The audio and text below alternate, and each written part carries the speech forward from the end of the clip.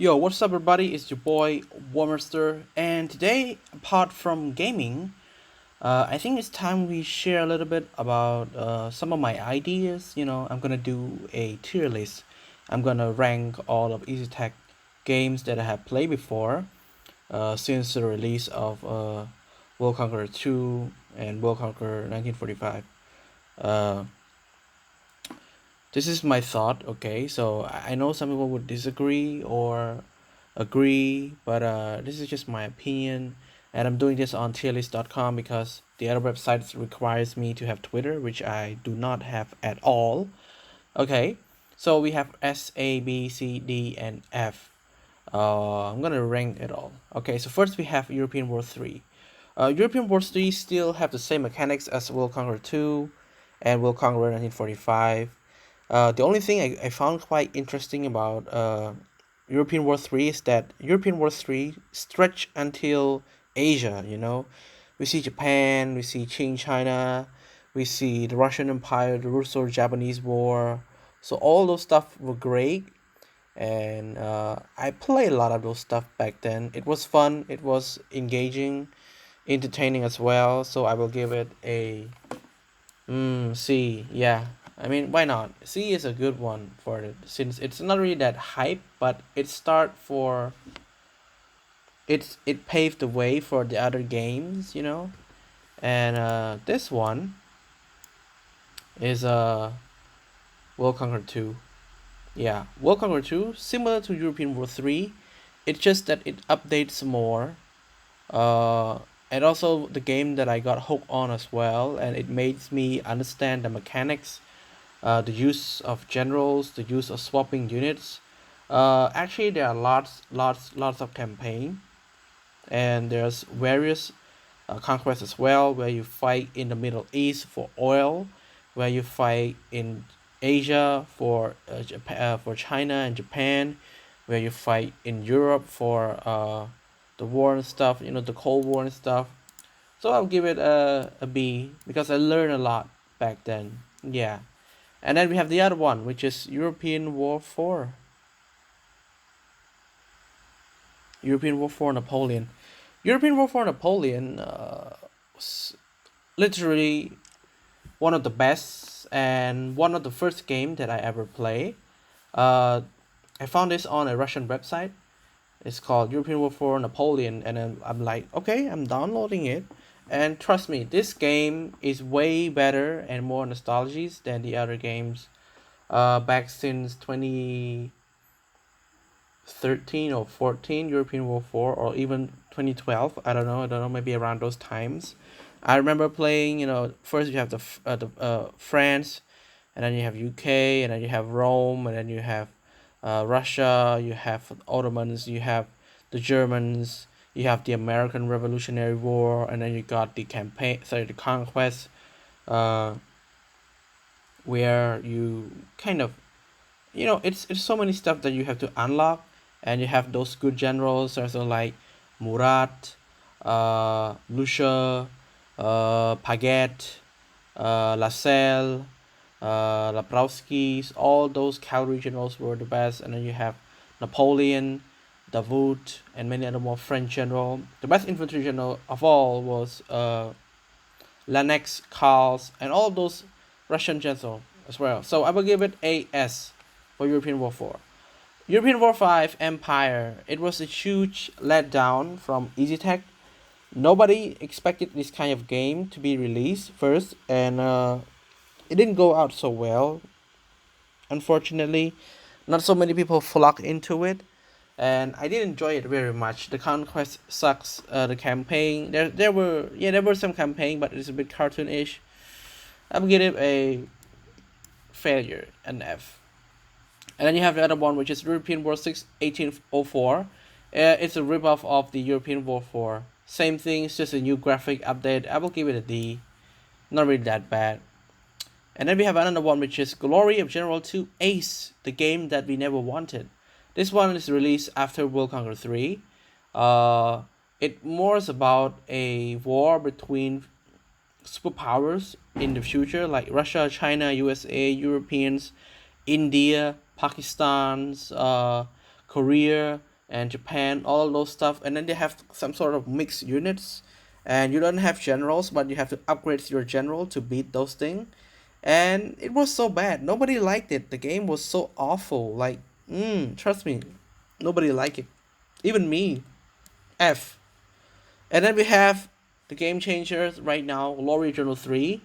Uh, there's so many, comments saying this game is fun. It's really compared to World Conqueror 4 and World Conqueror 3. Some even say that this game is really good. However, there are some complaints saying that the game doesn't have Chinese general. I agree on that, which is really bad. However, I do love the campaign. The campaign is really good. There's so many campaign missions. The map is accurate, and then you have the army group where you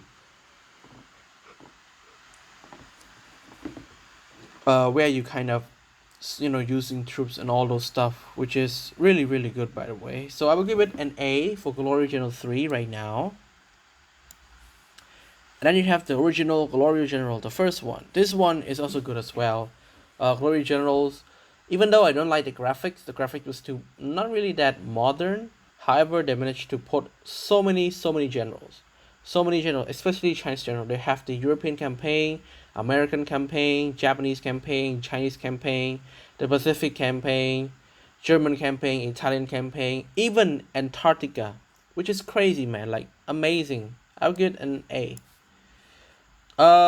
Great Conqueror Rome. I never asked for this.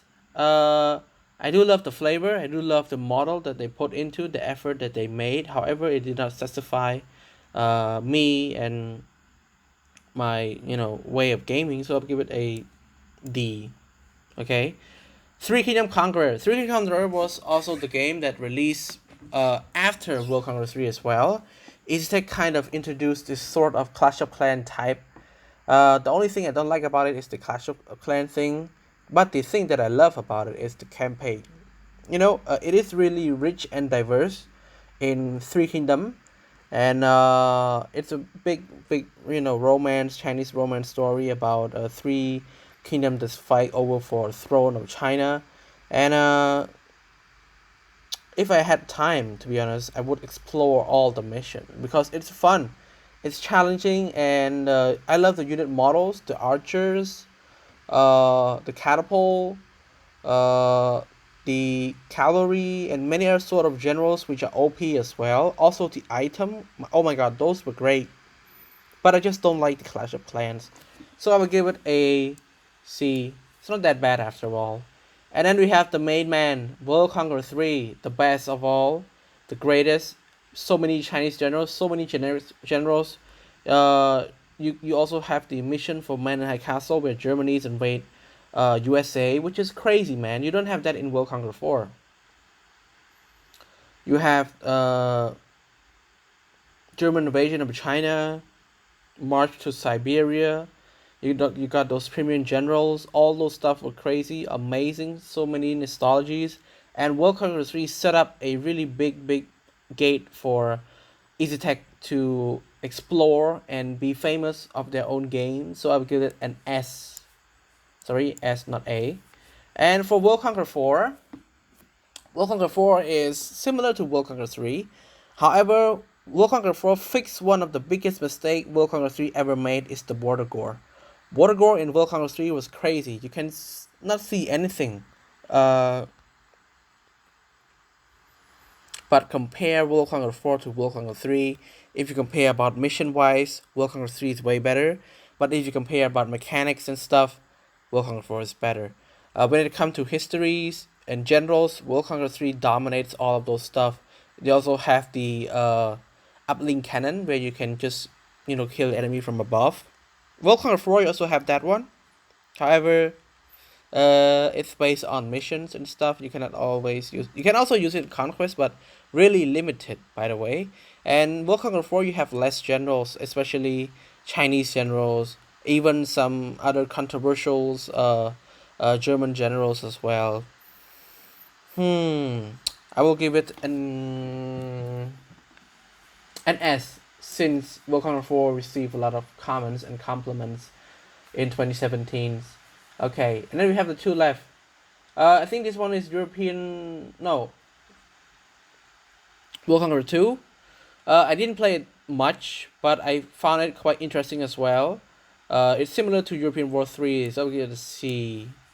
And then we have the last one, European War 4, War 3, European War 6, 1914. It's literally World War 1. Yeah, similar to the Napoleon version. I found the mission quite interesting. Even though I didn't play it that much, I did not finish all the mission. I still found it useful, and also love the generals and stuff. The map was great. Everybody did a good job with the maps and stuff. So I give it a B. Not really that bad. So S is European War 4, World Conqueror 3, World Conqueror 4. A is Glory General 3. I think I forgot the other one, which is Glory Generals Pacific. Yeah, I forgot that one. Jesus.